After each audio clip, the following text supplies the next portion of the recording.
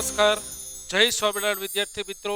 શ્રી સ્વામિનારાયણ ગુરુકુળ રાજકોટ સંસ્થાન દ્વારા આયોજિત SGIS ઓનલાઈન ગુરુકુળમાં આપ સર્વે વિદ્યાર્થી મિત્રોનું ફરી એક વખત હાર્દિક સ્વાગત છે.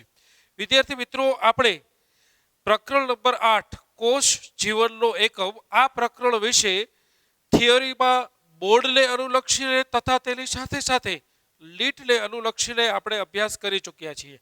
આપણે જે ભણી ગયા છીએ તે આદિકોષ, કેન્દ્રીય કોષ અને સુકોષ કેન્દ્રીય કોષની પ્રત્યેક અંગિકાને આપણે સૌપ્રથમ ટેક્સ્ટબુક આધારિત બોર્ડનો અભ્યાસ કરેલો અને ત્યારબાદ આ જ અંગિકાને આપણે ઊંડાણપૂર્વકની બંધારણીય રચના અને તેના કાર્યને લઈ જઈ અને લીટનો અભ્યાસ કરેલો.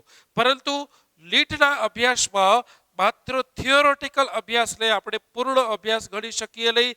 માટે લીટના અભ્યાસના સંદર્ભના આપણે MCQની પ્રેક્ટિસ પણ આ જ ચેપ્ટરની એટલી અગત્યની છે. માટે આપણે જે લીટની થિયરી ભણી ગયા છીએ એ પ્રકરણ નંબર 8ની એ જ પ્રકરણ તમે વાંચી સરસ રીતે તૈયાર કરી ચૂક્યા હશો તેવી અપેક્ષા સાથે આપણે પ્રકરણ નંબર 8ના MCQની પ્રેક્ટિસ પણ આજે કરવાની થાય છે. વિદ્યાર્થી મિત્રો, આ MCQની પ્રેક્ટિસ છે એનો અર્થ એવો બિલકુલ નથી થતો કે તમે આ જ MCQને લીટ પૂરતા મર્યાદિત રાખો. અહીં હું જે તમને MCQ સમજાવવા તરફ આગળ વધી રહ્યો છું એ MCQની પસંદગી અલગ અલગ વિવિધતા સભર છે. એટલે કે કેટલાક MCQ છે એ લોજિકલ છે, કેટલાક MCQ છે એ સંખ્યાકીય માહિતીના આધારે છે, કેટલાક MCQ છે એ AR પ્રકારના છે, કેટલાક MCQની પસંદગી જોડકા જોડો સ્વરૂપે કરેલી છે, કેટલાક MCQ સાચા ખોટા વિધાન કે સત્ય વિધાન છે એના આધારે છે. તો વિવિધતા સભર MCQ કેવા હોય, એ MCQને સોલ્વ કઈ રીતના કરવાના હોય, એ MCQને ઝડપથી કઈ રીતના સોલ્વ કરી શકાય આવી ટેકનિક શીખવાડવાના ઉદ્દેશ્યથી આ પ્રેક્ટિસ સેશન આપણે લઈએ છીએ. પરંતુ આ પ્રેક્ટિસ સેશનમાં જે આપણે 25, 30, 50 MCQ સોલ્વ કરીએ એટલા જ MCQ આ ચેપ્ટર પૂરતા મર્યાદિત છે એવું બિલકુલ સમજવું નહીં. આ તમને ટેકનિક શીખવાડવા માટેની કે ઓછા સમયમાં કેમ કોઈ પણ MCQ છે એને સોલ્વ કરી શકાય, કેવા પ્રકારના કઠિનતાનું ધોરણ ધરાવતા MCQ લીટના લેવલમાં આવે, આ ઉદ્દેશ્યથી માત્ર પ્રેક્ટિસ MCQના સ્વરૂપે આપણે આજે પ્રકરણ નંબર 8 કોષ જીવનનો એકમ તેના MCQ સોલ્વ કરવાનું શરૂ કરીએ છીએ. જો મિત્રો, આપ જોઈ રહ્યા છો MCQ નંબર 1, નીચેનામાંથી કયું રિબોઝોમ માટે સંગત નથી? જો ઘણા બધા વિદ્યાર્થીઓ ઉતાવળમાં વાંચી અને સંગત કયું છે એ ટીક કરી નાખતા હોય છે, પરંતુ અહીં અસંગત કયું છે એ પૂછેલું છે. માટે ખાસ યાદ રાખો મિત્રો, અહીં અસંગત જે છે એ પૂછેલું હોવાથી તમારે ઓપ્શનને બહુ ધ્યાનપૂર્વક વાંચવા પડશે. પ્રથમ ઓપ્શન છે 2 પેટા એકમોનું બનેલું છે. હવે રિબોઝોમ્સ તો આપણે ભણી જ ગયા છીએ મિત્રો. અંગિકા તરીકે આપ સર્વે જાણો છો કે આ નાનો એકમ છે, આ છે મોટો એકમ છે. તો સ્વાભાવિક છે કે મોટો એકમ અને નાનો એકમ એ રીતના 2 પેટા એકમનું બનેલું છે. તો સાચી વાત છે, પોલિઝોમ્સ બનાવે છે. આપણે એ પણ ભણ્યા મિત્રો કે આ એક mRNA પર એક કરતાં વધુ રિબોઝોમ્સ લાગેલા હોય તો આવી રચનાને આપણે કહીએ છીએ પોલિઝોમ્સ. તો એ પણ સાચું છે. હવે જ્યારે પોલિઝોમ્સ બનાવે અથવા ભાષાંતરની પ્રક્રિયામાં જોડાય ત્યારે એ mRNA ઉપર જ જોડાય છે, એટલે mRNA સાથે જોડાય છે, એ પણ સુસંગત છે એવું કહી શકાય. છેલ્લો ઓપ્શનને બરાબર લીરખીને જુઓ મિત્રો, પ્રોટીન સંશ્લેષણમાં કોઈ ફાળો નથી. મિત્રો બરાબર જુઓ, આ ખોટું વિધાન છે. રિબોઝોમ્સનું મુખ્ય કાર્ય છે mRNAમાં રહેલા સંકેતોને અનુરૂપ પ્રોટીન સંશ્લેષણમાં શું ફાળો છે એ નક્કી કરવું. તો અહીં પ્રોટીન સંશ્લેષણમાં કોઈ ફાળો નથી, એ ઓપ્શન સંગત નથી. માટે ડી ઓપ્શન છે એ ઓપ્શન આપણે એવું કહી શકાય કે જે સંગત ઓપ્શન નથી. ચાલો મિત્રો આગળ વધીએ બીજા MCQ તરફ. જુદા જુદા કોષો જુદા જુદા કદ ધરાવે છે.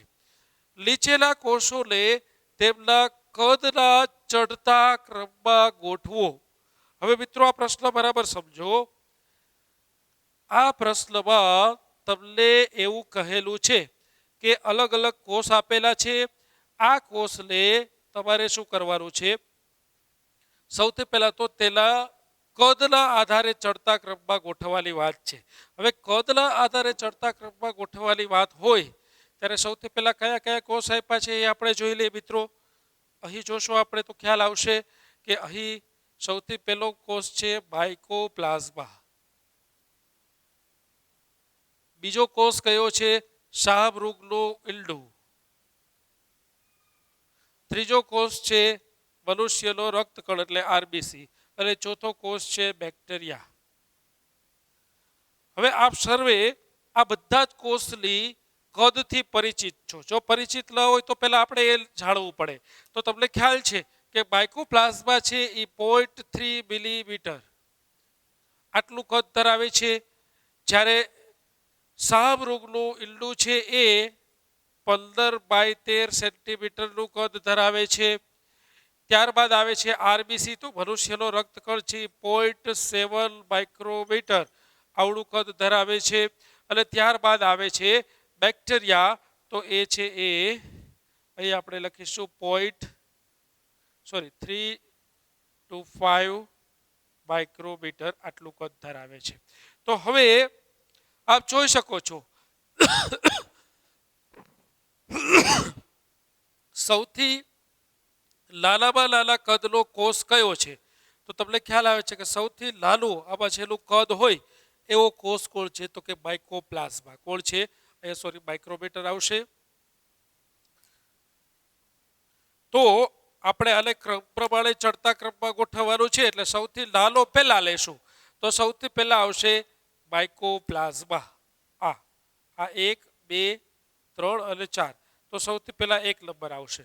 પછી જોઈ શકો છો કે બેક્ટેરિયા છે એ બેક્ટેરિયાનું કદ કેવડું છે? તો કે એ બેક્ટેરિયાનું કદ છે 3 to 5 માઇક્રોમીટર. અહીંયા 0.7 માઇક્રોમીટર લઈ શકશું આપણે. તો સૌથી પહેલા માઇકોપ્લાઝ્મા આવશે, ત્યારબાદ આવશે બેક્ટેરિયા એટલે 4 નંબર આવશે, ત્યારબાદ આવશે મનુષ્યનો આરબીસી એટલે 3 નંબર આવશે, અને ત્યારબાદ શાહમૃગનું ઈંડું એટલે કે 2 નંબર. તો આપ જોઈ શકો છો કે અહીં બેક્ટેરિયા, માઇકોપ્લાઝ્મા, બેક્ટેરિયા, આરબીસી અને શાહમૃગનું ઈંડું આ 1, 4, 3, 2. તો 1, 4, 3, 2 એવો ઓપ્શન એ છે, માટે એ ઓપ્શન સાચો જવાબ હશે. તો મિત્રો એક જ એમસીક્યુમાં ઘણી બધી માહિતી પૂછેલી છે, માટે આવા પ્રકારના એમસીક્યુમાં ખાસ ધ્યાન રાખવું.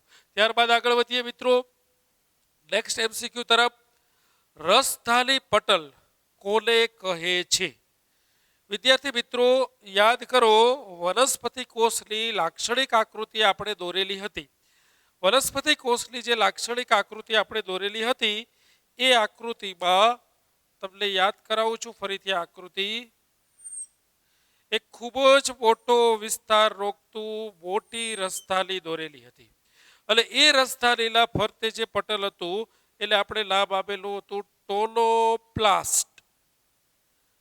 હવે આ જ ટોનોપ્લાસ્ટ રસધાનીના ફરતે આવેલું પટલ છે, માટે આનું જ આપણે બીજું નામ શું કહી શકીએ? તો આનું જ બીજું નામ કહી શકીએ રસધાની પટલ. હવે જો આપણે આનું ઓપ્શન જોઈએ, રસધાની પટલ કોને કહે છે? કણાભ સૂત્રનું બહારનું આવરણ ન કહેવાય, હરિતકણનું અંદરનું આવરણ એ પણ ખોટું છે, વનસ્પતિ કોષનું કોષ રસ પટલ એ પણ ખોટું છે, કારણ કે એ તો કોષના ફરતે હોય. વનસ્પતિ કોષની રસધાનીનું આવરણ એ સાચું છે. વનસ્પતિ કોષમાં રસધાની છે અને એની અંદરનું આવરણ એટલે વનસ્પતિ કોષની રસધાનીના ફરતે આવેલું ટોનોપ્લાસ્ટ નામનું આવરણ, જેને કહેવામાં આવે છે રસધાની પટલ. તો અહીં ઓપ્શન સી છે, આપ જોઈ શકો છો એ સાચો ઓપ્શન છે. તો આ રીતે કોઈ પણ અંગિકા વિશે પૂછાય ત્યારે સૌપ્રથમ એ અંગિકા વિશે થોડું મગજમાં લેવાનું, ઓટોમેટિક પ્રશ્નનો જવાબ તમારી સામે આવી જશે. નીચેનામાંથી કયું યુકેરિયોટિક કોષ માટે અસંગત છે? બરાબર ધ્યાનથી વાંચો મિત્રો. યુકેરિયોટિક કોષ એટલે સૌથી પહેલા તો તમને એ ખ્યાલ હોવો જોઈએ કે શું કોષ કેન્દ્રીય કોષની વાત કરી છે, એટલે શોધવાનું શું? તો કે અસંગત કયું છે? જો કોષ દિવાલ પેપ્ટિડોગ્લાયકનની બનેલી હોય એ ઓપ્શન છે. બી ઓપ્શન છે તેના કોષ રસમાં 80S પ્રકારના રિબોઝોમ્સની હાજરી હોય. સી ઓપ્શન છે કળાપસૂત્ર ગોળાકાર ડીએનએ ધરાવે છે અને ડી ઓપ્શન છે પટલ ભય અંગિકાઓ હાજર હોય છે. હવે આ ચારેય ઓપ્શનમાંથી વ્યવસ્થિત રીતે જોશો તો ખ્યાલ આવશે કે કોષ દિવાલ અહીં બતાવેલું છે પેપ્ટિડો ગ્લાયકેલની બનેલી છે. પેપ્ટિડો ગ્લાયકેલની બનેલી હોય કોષ દિવાલ એ વાત સાચી, પરંતુ કોની? તો કે એ કોષ દિવાલ તો હોય છે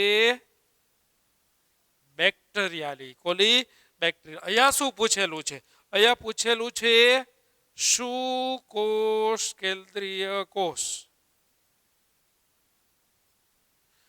જેમાં આ બેક્ટેરિયા આવતા નથી. બેક્ટેરિયા શેમાં આવે? તો કે તો આવે આદિકોષ કેન્દ્રીય કોષમાં. તો સુકોષ કેન્દ્રીય કોષ એટલે કે યુકેરિયોટિક કોષ માટે અસંગત વિધાન એ થશે પેપ્ટિડોગ્લાયકલની કોષ દિવાલ બનેલી ન હોય, સુકોષ કેન્દ્રીય કોષના કોષ દિવાલની વાત કરતા હોય ત્યારે. બેક્ટેરિયાની કોષ દિવાલ ચોક્કસથી પેપ્ટિડોગ્લાયકલની બનેલી હોય. ચાલો મિત્રો આગળ વધીએ ક્વેશ્ચન નંબર 5 તરફ. કોષ રસ પટલ માટે કયું વિધાન સત્ય નથી? જો બરાબર સમજો, કોષ રસ પટલ માટે કયું વિધાન સત્ય નથી? સૌથી પહેલા તો કોષ રસ પટલ એટલે તમને ખ્યાલ હોવો જોઈએ કે શું છે. સૌથી પહેલો ઓપ્શન એવું કહે છે કે તે વનસ્પતિ અને પ્રાણી કોષ બંનેમાં હોય છે. જો વિદ્યાર્થી મિત્રો, ઘણા બધા વિદ્યાર્થીઓ ઉતાવળમાં એવું માની લઈએ છે કે પ્રાણી કોષમાં નથી હોતી, પણ એ કોષ દિવાલની વાત છે. અહીંયા પૂછેલું છે કોષ રસ પટલ, એટલે પહેલો ઓપ્શન છે એ સાચો છે. તે વનસ્પતિ કોષ અને પ્રાણી કોષ બંનેમાં હોય છે. બીજું, તેમાં લિપિડનું દ્વિસ્તરીય પડ હોય છે. એ શબ્દ પણ સાચો છે. આપણે કોષ રસ પટલની રચના ભણી જ ગયા છીએ. ફ્લુઇડ મોઝેઇક મોડલ યાદ કરો મિત્રો, તો તમને ખ્યાલ આવશે કે ફ્લુઇડ મોઝેઇક મોડલમાં દ્વિસ્તરીય રચનાના સ્વરૂપે ફોસ્ફોલિપિડ ગોઠવાયેલા હોય. તો એ પણ સાચું છે. પ્રોટીન અંતર્ગત તેમજ શિથિલ રીતે દ્વિસ્તરીય સાથે જોડાયેલા હોય. તો બહુ સાચી વાત કરી છે. બે પ્રકારના પ્રોટીન પણ આપણે કોષ રસ પટલની રચનામાં ભણ્યા છીએ. એકને આપણે આઈપી કીધું હતું, જેને અંતર્ગત પ્રોટીન, અથવા તો ઇન્ટિગ્રલ પ્રોટીન કીધું તે. બીજું છે એને પીપી કીધેલું, જેને આપણે પરિઘવર્તી પ્રોટીન અથવા તો બહિર્ગત પ્રોટીન એવું નામ આપેલું, પેરિફેરલ પ્રોટીન. તો આ બંને પ્રોટીન પણ કોષરસ પટલના બંધારણીય એકમ તરીકે આવેલા હોય. આ પણ સાચું છે. છેલ્લો ઓપ્શન જોઈએ, તેમાં કાર્બોદિત ક્યારેય જોવા મળતું નથી. આ ઓપ્શન અસત્ય છે, કારણ કે જૈવ રાસાયણિક ઘટક તરીકે કાર્બોદિત આવેલું હોય છે. ભલે ઓછી માત્રામાં હોય, પરંતુ આવેલું હોય છે. તો પહેલો ઓપ્શન વનસ્પતિ કોષ અને પ્રાણી કોષ બંનેમાં હોય છે, એ સત્ય છે. લિપિડનું બે સ્તર આવેલા હોય એ પણ સત્ય છે. અંતર્ગત અને બહિર્ગત પ્રોટીન આવેલું હોય એ પણ સત્ય છે. છેલ્લો ઓપ્શન છે કે કાર્બોદિત ક્યારેય જોવા મળતું નથી, એ અસત્ય વિધાન છે. માટે ક્વેશ્ચન નંબર 5 નો સાચો જવાબ બને છે ડી. ચાલો મિત્રો આગળ વધીએ. પ્રોટોપ્લાઝમા શબ્દ કોણે આપેલો? સૌથી પહેલા તો પ્રોટોપ્લાઝમા એટલે શું એ તમને ખ્યાલ હોવો જોઈએ. પછી એ વાત આવે કે પ્રોટોપ્લાઝમા શબ્દ કોને આપેલો છે. મિત્રો, જ્યારે કોઈ પણ કોષ હોય છે, એ કોષને ફરતે કોષ દિવાલ હોય છે. એ કોષ દિવાલની અંદર છે એ કોષ રસ પટલ હોય છે. તો જ્યારે કોષ દિવાલ દૂર કરવામાં આવે અને માત્ર કોષ રસ પટલ ધરાવતો કોષ, જન્મજાત કોષ દિવાલ નથી હોતી એવું નથી. જન્મતી વખતે, કોષના ઉદ્ભવ વખતે તો કોષ દિવાલ હોય જ છે, પરંતુ એ કોષ દિવાલ દૂર કરી તો એ જે બન્યું પ્રોટોપ્લાઝમ કહેવાય. જે કોષ રસની અંદરનો વિભાગ, કોષ રસની અંદરનો પ્રદેશ, એટલે પ્રોટોપ્લાઝમ કહેવામાં આવે છે. એ શબ્દ પહેલી વખત કોને આપ્યો એવું પૂછ્યું છે. 4 વૈજ્ઞાનિકના નામ આપેલા છે: પરકિન્સે, રોબર્ટ હુક અથવા તો હુક, એ રિબોસ અને શ્વાન. સાચો જવાબ છે પરકિલ્જે નામના વૈજ્ઞાનિકે કોષની અંદર જોવા મળતા જલિલ દ્રવ્ય માટે પ્રોટોપ્લાઝમ એવો શબ્દ આપેલો છે. ઓકે, આગળના ક્વેશ્ચન્સ તરફ આગળ વધીએ. જે ક્વેશ્ચન્સ ગોલ્ગી કાય નામની અંગિકામાંથી આવેલો છે. ગોલ્ગી સંકુલ કઈ ભૂમિકા ભજવે છે? ગોલ્ગી સંકુલ છે એની ભૂમિકા શું છે એવું પૂછેલું છે. હવે જો ગોલ્ગી કાય તો તમને યાદ જ છે. સૌથી પહેલું જ છે ઉર્જા સ્થળાંતર અંગિકાઓ. ગોલ્ગી સંકુલ છે ઉર્જા સ્થળાંતર અંગિકાઓ છે. બીજું છે લિપિડના ગ્લાયકોઝાઇલેશન અને પ્રોટીનના અનુકૂલન પશ્ચ સંક્રાંતિ તબક્કા દર્શાવે છે. ત્રીજું છે પ્રકાશને ગ્રહણ કરી રાસાયણિક ઉર્જામાં રૂપાંતર કરે છે. અને ચોથું છે પ્રોટીન એક કાર્બોદિતનું પાચન કરે છે. હવે જો મિત્રો ગોલ્ગી કાય સૌથી પહેલા તો એનું કાર્ય શું બરાબર યાદ કરો. પહેલો જ ઓપ્શન છે ઉર્જાનું નિર્માણ, તો એ તો કણાભ સૂત્રનું કાર્ય છે એટલે એ ઓપ્શન તો એ ખોટો જ છે. ગોલ્ગી કાય એ કાર્ય નિભાવતું નથી કારણ કે એ કાર્ય તો કોનું છે? કણાભ સૂત્રનું છે. ત્રીજો ઓપ્શન પહેલા લઈ લઈએ. પ્રકાશને ગ્રહણ કરી તેને રાસાયણિક ઉર્જામાં રૂપાંતરણ કરે છે. એટલે આ જે સી ઓપ્શન છે ને એ ઓપ્શન પ્રકાશ સંશ્લેષણના કાર્ય માટે દર્શાવેલો છે. પ્રકાશ સંશ્લેષણની પ્રક્રિયાનું નિર્દેશન કરે છે. તો તમે જાણો જ છો કે એ તો હરિતકણનું કાર્ય છે, ક્લોરોપ્લાસ્ટનું કાર્ય છે, એટલે સી ઓપ્શન પણ નહીં આવે, એ પણ ખોટો છે. ડી ઓપ્શન પ્રોટીન એ કાર્બોદિત પદાર્થનું પાચન કરે છે. હવે એ જે ડી ઓપ્શન છે એ ઉત્સેચકના સંદર્ભમાં કહેલું છે, તો એ પણ ખોટું છે. તો આ રીતના એ, સી અને ડી ઓપ્શન અહીં ખોટો દર્શાવેલો છે મિત્રો. તો અહીં જે આવે છે સાચો જવાબ એ જવાબ મળે છે અહીં બી. હવે જો બી શું છે બરાબર થવું. લિપિડના ગ્લાયકોઝાઇલેશન અને પ્રોટીનના અનુકૂલન પશ્ચ સંક્રાંતિ તબક્કા દર્શાવે છે. એટલે કે જ્યારે લિપિડનું સંશ્લેષણ થતું હોય અને પ્રોટીનનું નિર્માણ થયા બાદ યોગ્ય રીતે એનું ફોલ્ડિંગ થતું હોય, પ્રાથમિક સ્ટ્રક્ચરમાંથી દ્વિતીયમાંથી તૃતીય અને યોગ્ય રીતે એનું પેકેજિંગ થતું હોય, એ કાર્ય ગોલ્ગી કાયનું છે. તો અહીં ગોલ્ગી કાય કયું કાર્ય નિભાવે છે? તો કે લિપિડના ગ્લાયકોઝાઇલેશનનું અને પ્રોટીનના જે અંદર ફેરફારો છે એને સક્રિય કરવા માટે, પરિપક્વ કરવા માટે, એ ફેરફારો માટેનું કાર્ય ગોલ્ગી કાય નિભાવે છે. એટલે સાચો જવાબ મળે છે આપણને બી. ચાલો મિત્રો આગળ વધીએ. ડી 8મા નંબરનો પ્રશ્ન. લિપિડનું સંશ્લેષણ મુખ્યત્વે ક્યાં થાય છે? લિપિડ સંશ્લેષણની વાત કરી છે મિત્રો. હવે પહેલા તો યાદ કરો કે લિપિડ સંશ્લેષણ કોનું કાર્ય છે. જેટલી પણ અંગિકાઓ ભણ્યા છો એ બધામાં લિપિડ સંશ્લેષણનું કાર્ય કેની સાથે જોડાયેલ છે? તો એવું યાદ આવશે તમને કે ઓપ્શન વાંચી લઈ. સિમ્પ્લાસ્ટ, કોષ કેન્દ્ર રસ, કણિકા બાહ્ય અંતઃકોષ રસ ઝાડ અને કણિકા વિહીન અંતઃકોષ રસ ઝાડ. સૌથી પહેલા તો એ યાદ આવવું જોઈએ કે એ કાર્ય અંતઃકોષ રસ ઝાડ સાથે સંકળાયેલ છે, જેને આપણે એન્ડોપ્લાઝમિક રેટિક્યુલમ કહીએ છીએ. જે બે પ્રકારની આપણે ભણ્યા છીએ યાદ હોય તો, એકને આપણે કીધેલું છે SER અને બીજાને આપણે કીધેલું છે RER. એટલે કે સ્મૂધ એન્ડોપ્લાઝમિક રેટિક્યુલમ અને રફ એન્ડોપ્લાઝમિક રેટિક્યુલમ. એમાંથી જે આ કણિકામય છે, કણિકાઓ છે એટલે તો એ રફ બને છે, તો આ કણિકામય છે એ પ્રોટીન સંશ્લેષણનું કાર્ય કરે છે, કારણ કે એ ભાષાંતરણ ચાલતું હોય. પરંતુ જે અંતઃકોષરસ ઝાડ પર રિબોઝોમ્સ નામની કણિકાઓ લાગેલી નથી. હવે રિબોઝોમ્સ ના હોવાથી કણિકાઓ નથી એવું કહી શકાય, એટલે કણિકાઓ ન હોવાથી એ અંતઃકોષરસ ઝાડની સપાટી લીસી બને છે, માટે એને કહીએ છીએ સ્મૂધ એન્ડોપ્લાઝમિક રેટિક્યુલમ. હવે કણિકાઓ જ નથી એટલે કે રિબોઝોમ્સ જ નથી, તો પ્રોટીન સંશ્લેષણની કોઈ વાત જ ન આવે. માટે SER છે એ લિપિડ સંશ્લેષણના કાર્ય સાથે જોડાયેલ છે. તો સાચો જવાબ બને છે મિત્રો કણિકા વિહીન અંતઃકોષરસ ઝાડ, સ્મૂધ એન્ડોપ્લાઝમિક રેટિક્યુલમ. એટલે ડી જવાબ અહીં સાચો બને છે. ચાલો મિત્રો, નવમા પ્રશ્ન તરફ આગળ વધીએ. કઈ અંગિકા પટલ દ્વારા આવૃત નથી? એટલે કે પટલ વિહીન અંગિકા કઈ છે? મિત્રો, તમને યાદ હોય તો મેં જ્યારે લીટની થિયરી ભણાવી ત્યારે એક સરસ મજાનું સૂત્ર ભણાવેલું છે, 0, 1, 2. એનો અર્થ એવો થાય કે 0 પટલ એટલે કે પટલ વિહીન આ એક સ્તરીય પટલ હોય એટલે એક, અને 2 નો અર્થ થાય દ્વિસ્તરીય પટલ ધરાવતી. તો મિત્રો, પટલ વિહીન અંગિકા કઈ છે?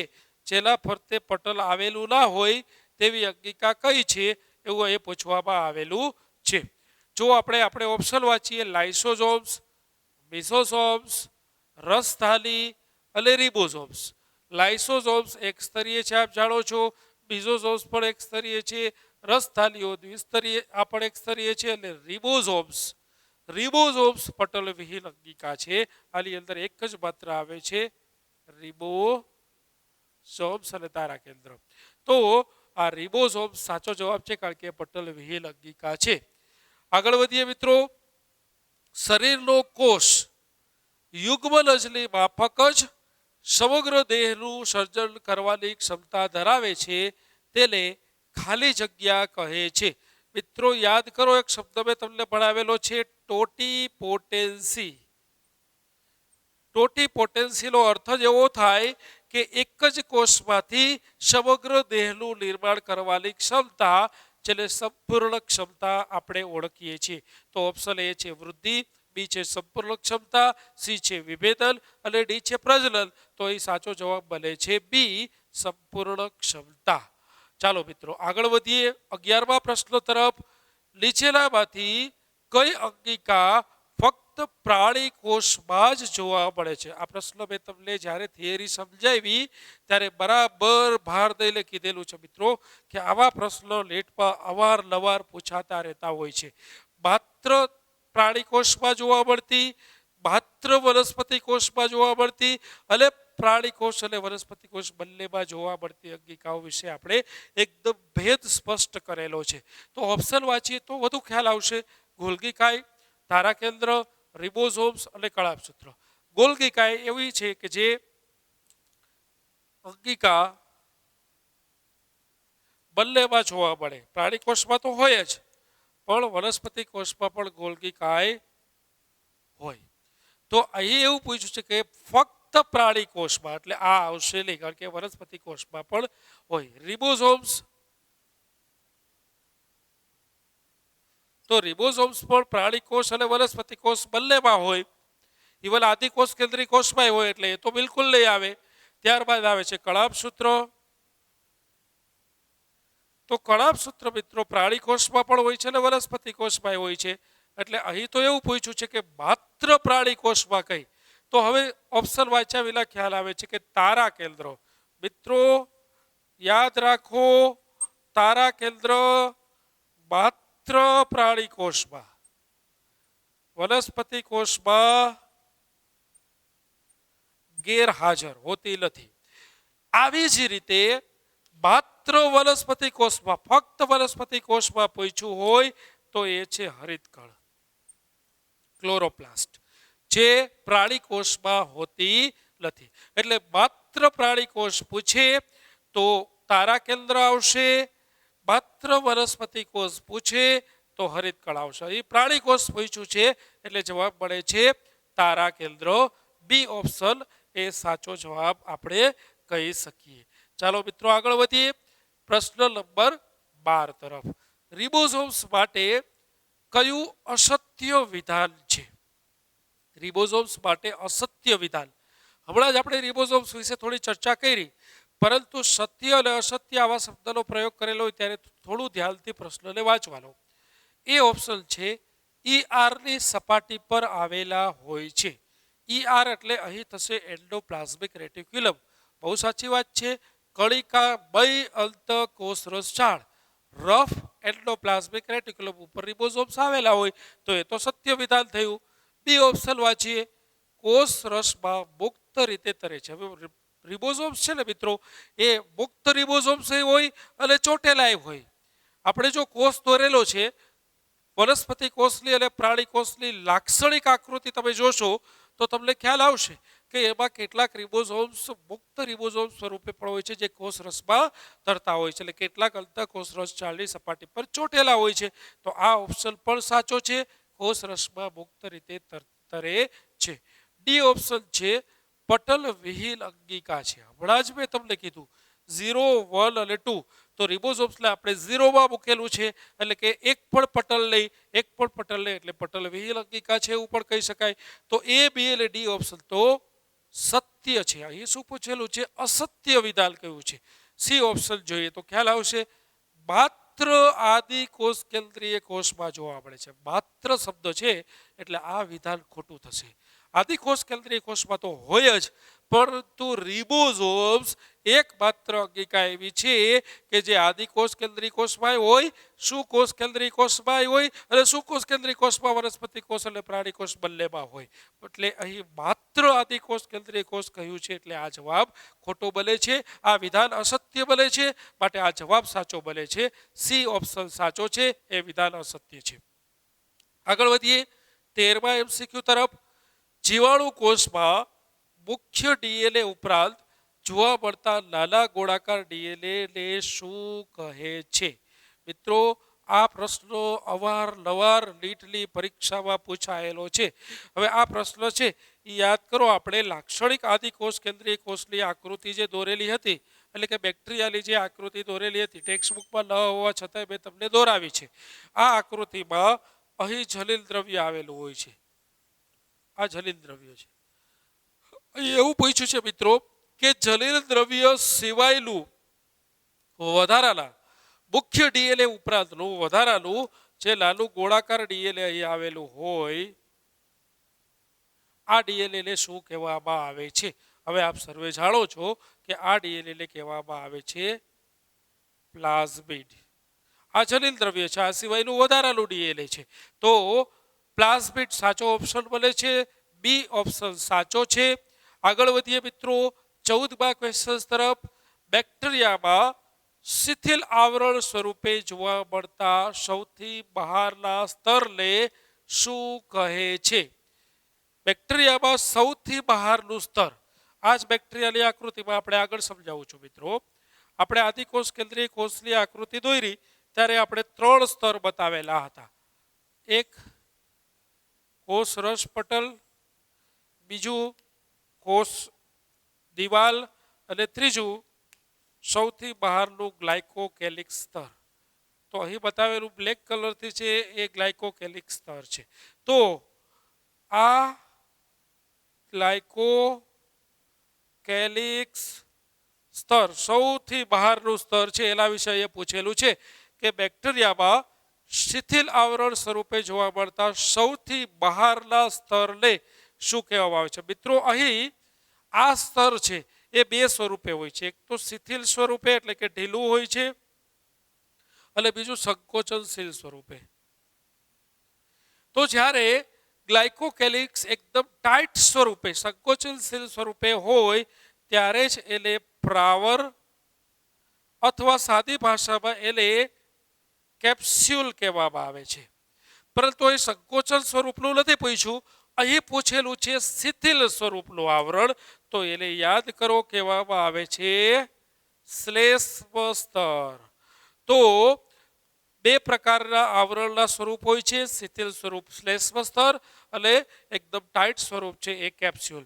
શિથિલ સ્વરૂપે શ્લેષ્મ સ્તર આવેલું હોવાથી આપણે અહીં બી ઓપ્શન છે એને આપણે સાચો ઓપ્શન તરીકે ગણનામાં લેશું. આગળ વધીએ મિત્રો 15મા MCQ તરફ. બેક્ટેરિયાના કોષરસ સ્તરના વિસ્તરણને કારણે નીચેનામાંથી કઈ રચનાનું નિર્માણ થાય છે? કોષરસ સ્તરમાંથી રૂપાંતરણ પામી, વિભેદન પામી અને કઈ રચનાનું નિર્માણ થાય છે એવું પૂછેલું છે. એ ઓપ્શન બીઝોઝોમ્સ, બી ઓપ્શન નલિકાઓ, સી ઓપ્શન રસથાલીઓ અને ડી ઓપ્શન છે ઉપરોક્ત તમામ. આપ સર્વે જાણો છો બીઝોઝોમ્સનો ઉદ્ભવ પણ શેમાંથી થાય? તો કોષ રસ સ્તરમાંથી રૂપાંતરણીય અંગિકાઓ તરીકે શું હોય? તો આપણને ખ્યાલ છે બીજોઝોમ્સ તો કોષરસ સ્તરના અંતરવલનથી જ બનતી અંગિકા છે. નલિકાઓ પણ એમાંથી જ નિર્માણ પામે છે. એટલે રસથાલીનું નિર્માણ પણ કોષરસ સ્તરની અંતરવલનનું જ રૂપાંતરણ છે. માટે સાચો જવાબ બને છે ઉપરોક્ત ત્રણેય. ડી જવાબ સાચો જવાબ છે. આગળ વધીએ મિત્રો. પીલી કે ફિબ્રીનું કાર્ય શું છે? હવે યાદ કરો, આપણે બે બહુ સરસ રીતે ભણેલા છે, કષા અને પીલી. પીલી કદમાં નાના હોય એટલે કષા કદમાં મોટા હોય. સૌથી પહેલું હલનચલન આપેલું છે, બીજો ઓપ્શન ખોરાક ગ્રહણ આપેલું છે, ત્રીજો ઓપ્શન સંયુગ્મન આપેલું છે અને ચોથો ઓપ્શન પ્રચલન આપેલું છે. સૌથી પહેલી વાત તો એ મિત્રો કે બેક્ટેરિયાની અંદર જોવા મળતી પીલી હલનચલન કે પ્રચલન સાથે સંકળાયેલી અંગિકા નથી, એના માટે કષા હોય છે. એટલે પીલી હલનચલન કે પ્રચલન સાથે જોડાયેલી અંગિકા નથી. એટલે ઓપ્શન એ અને ડી તો ન જ આવે. યાદ કરો મિત્રો, આપણે આવું કંઈક ભણ્યા હતા, તમને યાદ હોય તો, કે બે બેક્ટેરિયા વચ્ચે જલીલ દ્રવ્યની આપલે કરવા માટે આ એક બેક્ટેરિયા છે, એવી જ રીતે અહીંયા આપણે બતાવીએ છીએ બીજું બેક્ટેરિયા. તો આ રીતે બે બેક્ટેરિયા વચ્ચે જલીલ દ્રવ્યની આપલે કરવા માટે એક આ રીતના પીલી જોડાય અને એક બ્રિજનું નિર્માણ થાય છે. અહીંથી જલીલ દ્રવ્ય આ દિશામાં આગળ વધે છે. તો આ જે પ્રક્રિયા થાય છે, આ પ્રક્રિયામાં દાતા છે, આ છે ગ્રહણ કરે છે.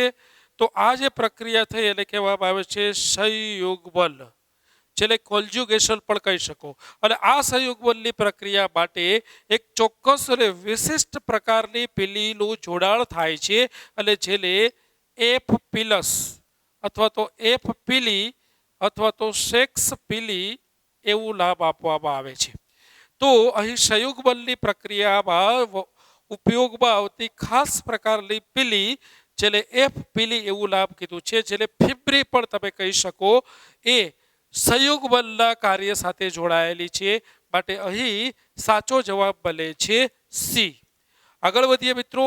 હવે જો પ્રશ્નનો ટેસ્ટ બદલાય છે મિત્રો, મેં તમને કીધું આ લેક્ચર્સની શરૂઆતમાં જ કે આપણે અહીં પ્રશ્નોની પસંદગી વિવિધતા સભર પ્રશ્નોના સ્વરૂપે કરેલી છે. એટલે કે અલગ અલગ વેરાયટીના પ્રશ્નો તમને જાણવા મળે એવા પ્રશ્નો પસંદ કરેલા છે.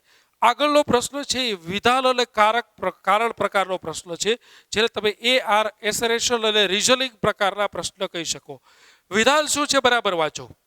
કોષરસ સ્તર એ પૂર્ણ તરલ વર્તન દર્શાવે છે, એટલે કે ફ્લુઇડ મોઝેઇક સ્વરૂપે આવેલું જોવા મળે છે. વિધાન સાચું છે. કારણ જુઓ, કોષરસ સ્તર એ મોઝેઇક અથવા તો વિભિન્ન લિપિડ અને પ્રોટીનનું સંયોજન. સાચી વાત છે.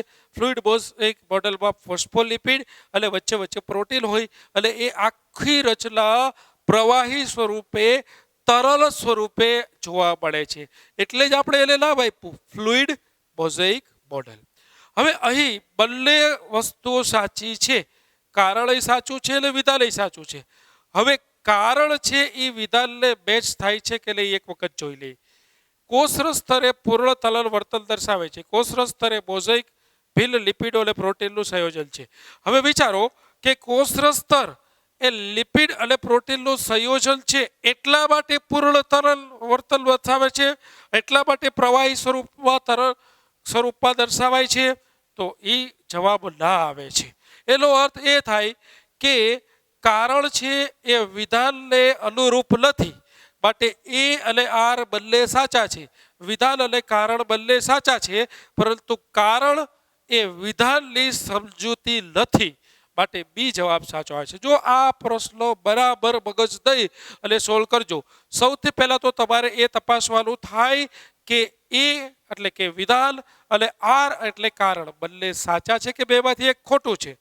જો બંને સાચા નીવડે તો અને માત્ર તો જ તમારે એ તપાસવાનું થાય કે કારણ એ વિધાનને અનુરૂપ છે કે નહીં, કારણ એ વિધાનની સમજૂતી છે કે નહીં. અને એ તપાસવા માટે તમારે કારણને પહેલા બોલી અને વિધાનને જોડવું પડે. જો એ જોડાણ અર્થપૂર્ણ બને તો આપણે કહી શકાય કે કારણ એ વિધાનની સમજૂતી છે. અહીં એ વિધાન અર્થપૂર્ણ બનતું નથી. માટે અહીં એવું કહી શકાય કે વિધાન અને કારણ બંને સાચા છે, પરંતુ કારણ એ વિધાનની સમજૂતી નથી. ઓકે, એના પછીના પ્રશ્નનો ટેસ્ટ પણ કંઈક અલગ છે. જુઓ મિત્રો, સાચો વિકલ્પ પસંદ કરો. પ્રકાશ સંશ્લેષણની પ્રક્રિયાઓ હરિતકણના થાઇરોઇડમાં થાય, થાઇલેકોઇડમાં થાય છે કે સ્ટ્રોમામાં થાય છે? જો બે ઓપ્શન આપ્યા છે.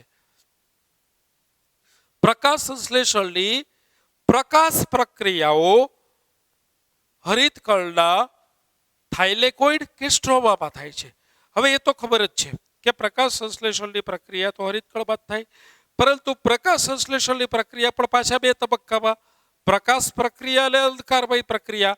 તો પ્રકાશ પ્રક્રિયા એ થાઇલેકોઇડમાં થાય, સ્ટ્રોમામાં ન થાય. એટલે આ બે ઓપ્શનમાંથી તમે કયો પસંદ કરશો? તો કે એ પસંદ થશે થાઇલેકોઇડ. એના પછીનો વિકલ્પ જુઓ, એના પછીનો પ્રશ્ન 20 નંબરનો જુઓ મિત્રો. બેક્ટેરિયાના કોષરસ પટલનું આવશ્યક અંતરવલનને મિઝોઝોમ્સ કહે છે કે પોલિઝોમ્સ કહે છે?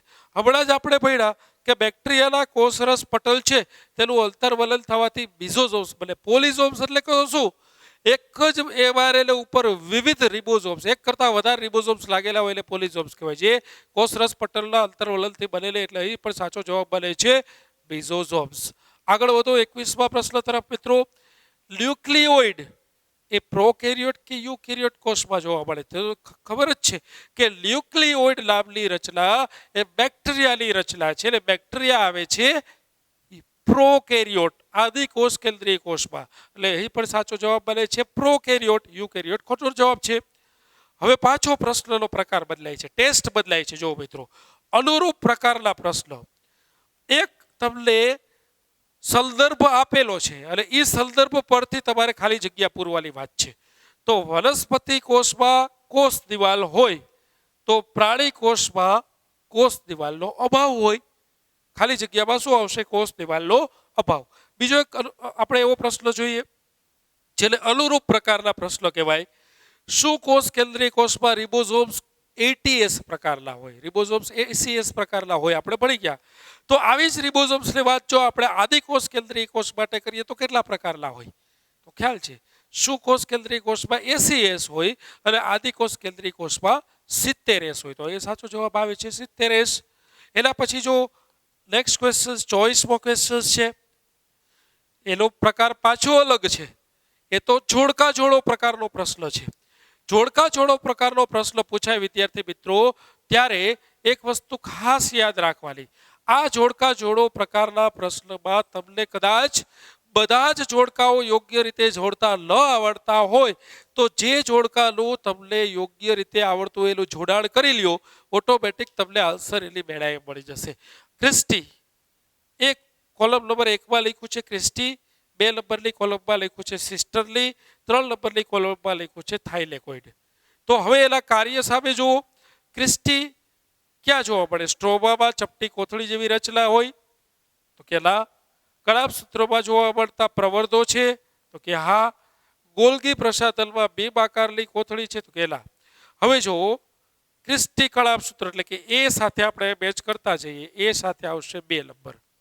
સિસ્ટરલી આપણને ખબર છે કે ગોલ્ગી કાયમાં છેડે ફૂલાયેલી રચના અને વચ્ચે સાંકડી એવી રચના છે, એટલે કે બી સાથે આવશે 3. અને થાઇલેકોઇડ તો સ્વાભાવિક છે, ક્યાં હોય? એ કોઈ દિવસ હરિતકણ સિવાય બીજે ક્યાંય હોય નહીં, એટલે સીની સામે આવશે 1. તો એની સામે 2, બીની સામે 3 અને સીની સામે 1. આ જવાબ સાચો બને છે. તો આ રીતના જોડકા જોડો પ્રકારના પ્રશ્ન પૂછાય મિત્રો. તો કદાચ એકાદ બે ઓપ્શન ન આવડતા હોય તો પણ ગભરાવાની જરૂર નથી. જે આવડતા હોય છે એને 100% મેચ કરો, એની બેડાએ આન્સર તમારી સામે આવી જતો હોય છે. ઓકે, 25મો ક્વેશ્ચન તરફ આગળ વધીએ મિત્રો. નીચે આપેલ પૈકી કયું વિધાન સાચું છે? 4 વિધાન આપેલા છે, તમારે સાચું વિધાન છે એટલે પસંદ કરવાનું છે. જો મિત્રો અહીંયા દરેક પ્રશ્નનો ટેસ્ટ અલગ છે. અહીંયા હવે તમને પહેલા જ કીધું કે દરેક પ્રશ્નમાં વિવિધતા જોવા મળે છે. તો આ વિવિધતાને તમારે પારખવાની છે અને આ વિવિધતા સભર પ્રશ્નોને કેમ સોલ્વ કરવા એની ટેકનિક શીખવાની છે.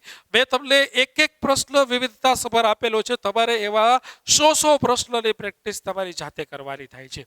ઓકે, વિધાન સાચું ખોટું પ્રકારનો પ્રશ્ન છે. આગળનો પ્રશ્ન જોડકા જોડો પ્રકારનો હતો. હવે સાચું વિધાન તમારે પસંદ કરવા છે, એટલે તમારે ખોટા વિધાનને બાયપાસ કરતું જવાનું છે, તારવી લેવાના. પહેલું વિધાન વાંચીએ મિત્રો.